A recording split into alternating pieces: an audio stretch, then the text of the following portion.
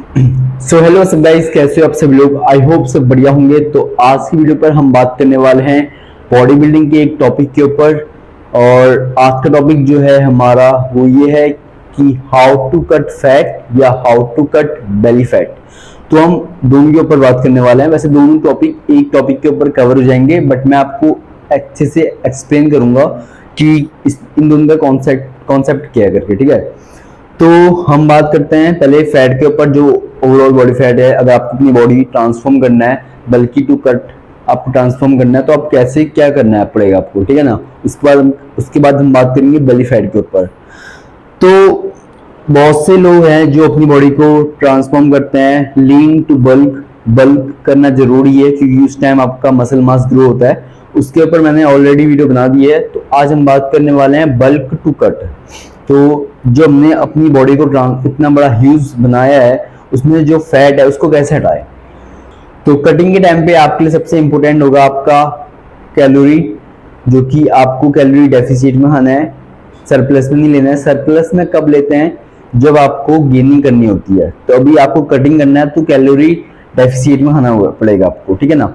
तो कैलोरी आप क्या होता है, हम जब आप वैसे मैं आपको इसमें एक्सप्लेन नहीं कर पाऊंगा, बहुत बड़ा हो जाएगा टॉपिक। तो मैं बता देता हूँ, अपनी कैलोरी नाप काउंट करनी है तो आप गूगल में जाना, वहां सर्च करना कैलोरी काउंट करके।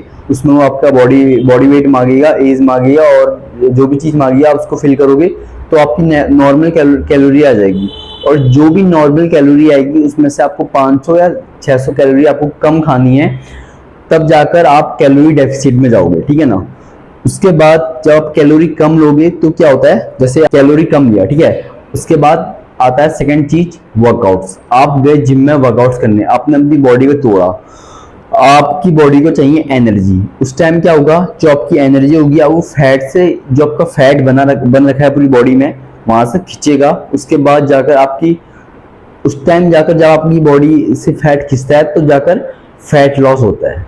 तो उस टाइम जाकर फैट लॉस होता है। बट एक चीज जो लोग बहुत ज्यादा गलती करते हैं फैट लॉस के दौरान, जिसके जैसे मान लो वो अभी 70 केजी के हैं, उनने बल्क करा 80 या 90 करा, और वो जब कट करते हैं तो 70 से 75 ही आ पाता है, मतलब उनका बहुत कम मसल मास आता है। ऐसा क्यों, क्योंकि वो कटिंग के टाइम में ऐसी कोई मिस्टेक करते हैं जिसके कारण उनको अपना परफेक्ट जो उनका रिजल्ट था वो दिखता नहीं है। क्यों, क्योंकि ना जब हम कटिंग करते होते हैं ना, उस टाइम हमें प्रोटीन इनटेक हाई रखना पड़ता है।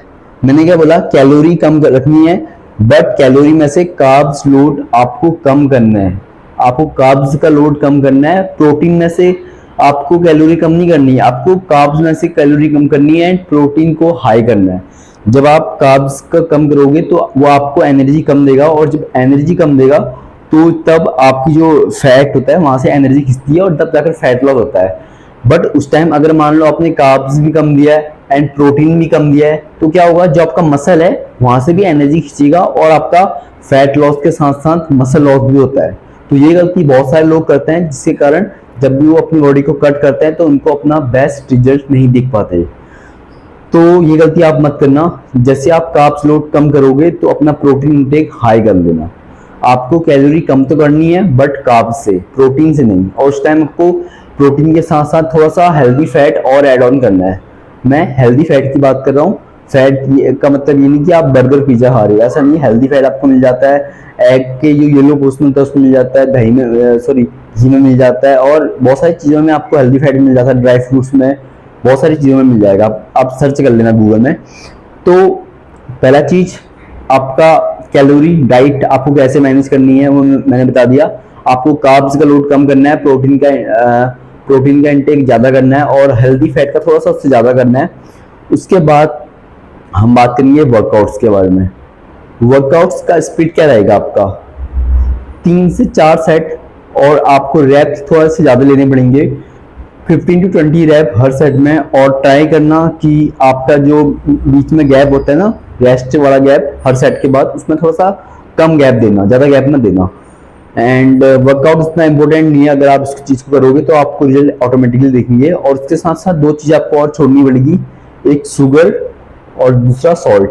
आपको बहुत कम करनी पड़ेगी, सॉरी तो आपको शुगर और सॉल्ट कम करना होगा, क्योंकि और ये नहीं कि शुगर सॉल्ट, ये नहीं कि आप घर में खाने में इसमें कम कर रहे हो। जो भी चीज़ आप खाते हो, टॉफ़ी, बिस्कुट या चाउमीन, बर्गर, जो भी है, उनमें से आप देखेंगे किस किस में शुगर है, किस किस में आपको सॉल्ट मिल रहा है, किस किस में आपको फैट, ऑयली, वो सब चीज़ आपको कम करनी ही पड़ेगी। लोग सोचते हैं हम फास्ट फूड नहीं खा रहे तो हमारा रिजल्ट आ जाएगा, बट ऐसा नहीं होगा गाइस। अगर आपको ट्रांसफॉर्म करना है तो आपको बहुत सारी चीज़ें सेक्रीफाइस करनी पड़ेगी, तब जाकर आपका एक अच्छी फिजिक निकल कर आएगी।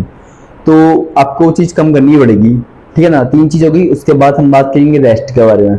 अपने आप को कम से कम 7 to 8 आवर्स स्लीप शेड्यूल बना लो और अच्छे से रेस्ट दो बॉडी को, क्योंकि बॉडी को ट्रांसफॉर्म होने के लिए रेस्ट की जरूरत बहुत ज़्यादा है। अगर आप रेस्ट नहीं दोगे तो उस टाइम भी आपके बॉडी में उतने अच्छे रिजल्ट नहीं देख पाओगे आप, जितने आपको आपकी बॉडी में दिखने चाहिए, ठीक है ना।